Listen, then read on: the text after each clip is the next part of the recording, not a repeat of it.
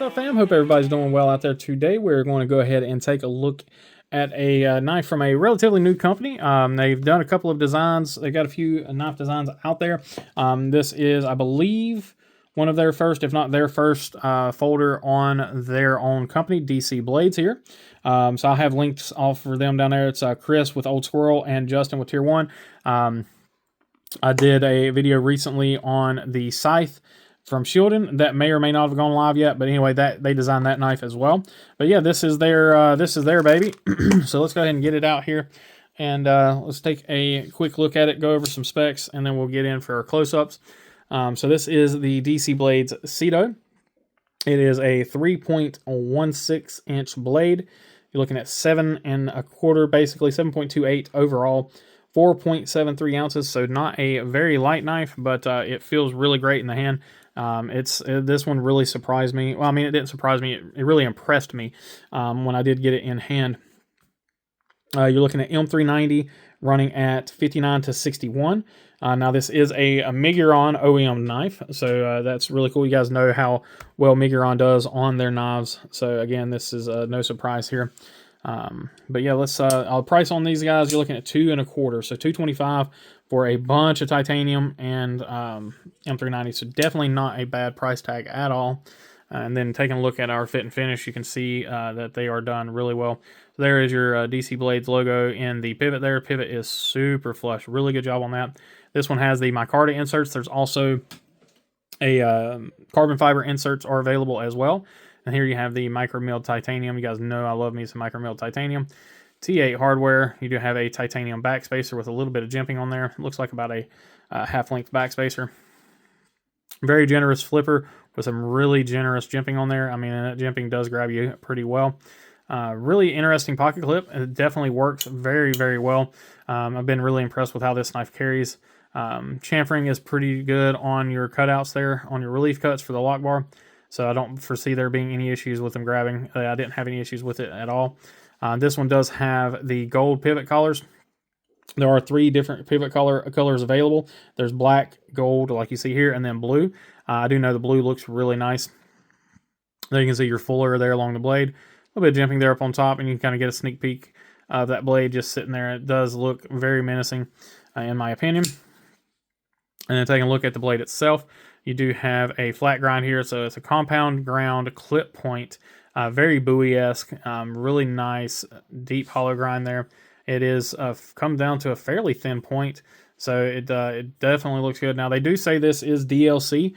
I didn't test to see how how it holds up, but it definitely kind of it looks DLC-ish, and it kind of looks PVD. It's in between. I've never dealt with Miguron's PVD or their DLC, so I couldn't say for sure, but it definitely for the price tag. I mean, either way you go, if it's DLC, it's a really, really good deal.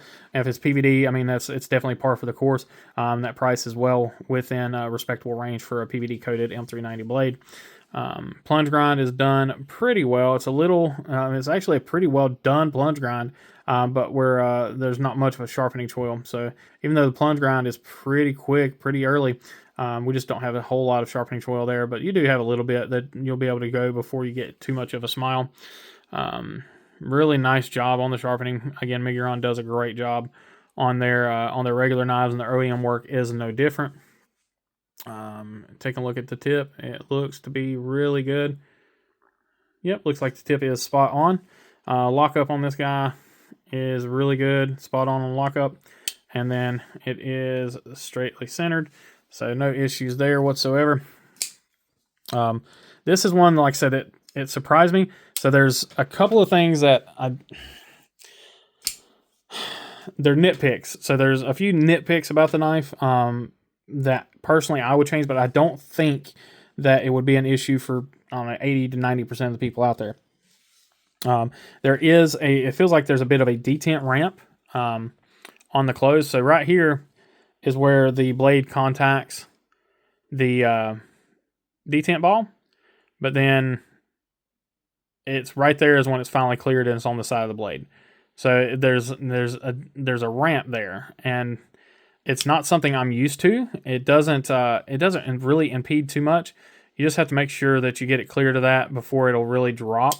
You can, as you can see, and as I've seen here, you can kind of shake it and get it to drop. But if you just roll it with your hand and then drop it, it's not an issue. But for me, typically, I like to let it fall and then just shake it down. But that does give it a little bit of a kind of a weird feeling. Again, that is a nitpick. That's an extreme nitpick, but it's definitely one of the first things that I personally noticed when I picked up the knife. Now, I've talked with a couple of friends of mine that's handled it, and I've gotten to show it off. Everybody loves this knife. It is really, really fantastic. For me, I could almost stand it to be just a hair bigger. And I mean, again, we're talking extreme levels of nitpicking here, just because I want to. The knife is so close to being dang near perfect for my hand. It's almost it's almost more aggravating than what it would be if it was way off. Like it's so close. Like perfect examples right here is like these two fingers just feel like they're getting crowded. So if this was maybe an 1/8 inch longer in the handle, this would be just absolutely phenomenal in my hand. I really don't think I would have any issues with it at all as far as the size goes. Like I said, it carries really well. Action is phenomenal. Once you get past that little bit of a ramp or whatever, the action is just absolutely silky smooth.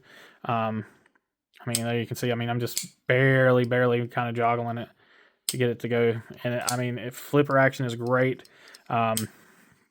Reverse flicks really nicely. When I'm not flubbing it up there. I guess you could say I do kind of wish that the fuller was a little more of a 90-degree fuller, but if you use your finger instead of your nail, it flicks out really well. So usually what I do whenever I'm reverse flicking a knife, and I'll try to show it here, is I put my actual nail on the blade and flick it out that way, which usually that works, no problems. But with this knife, it just works better just instead of doing that, just to have your actual finger on there and then flick it that way. Again, it's just a small adjustment, something I would get used to, and when if it was my personal knife, it would be no issues whatsoever. I do like the coating on the titanium here. I would almost hazard to say that the titanium is DLC coated as well, just because this does look very similar to the titanium on the latest CDC knife that is DLC coated. I know for a fact it's DLC on the blade and the titanium. So this titanium looks very similar to that. So that is a really good possibility for that. But yeah, overall, like I said, this is a phenomenal knife, especially for the money. $2.25. That's a really good price tag for this. Yeah, I don't really have any glaring issues, and most of the issues that I do have would probably be fine for, like I said, for 80 to 90% of the people out there. But yeah, everything will be linked down below. I will link those guys. I'll definitely link Tier 1 EDC's channel down below, as well as the link to their website. Like I said, these things are available currently. You can get the satin or the DLC. You can get your choice of colors on the pivot color, and you can choose micarta or carbon fiber. All right, let's go ahead and take a look at our hardware here. Looks like we are on T8s all the way around. Yeah, buddy. I think the pocket clip for T6. No, T8's on the pocket clip too. Really nicely done. Everything is perfect. So no issues at all with any of the hardware. Everything is in tip-top shape there. But that's it, guys. As always, I appreciate each and every one of you. As always, please remember to be kind, be humble, and be EDC. Y'all take care.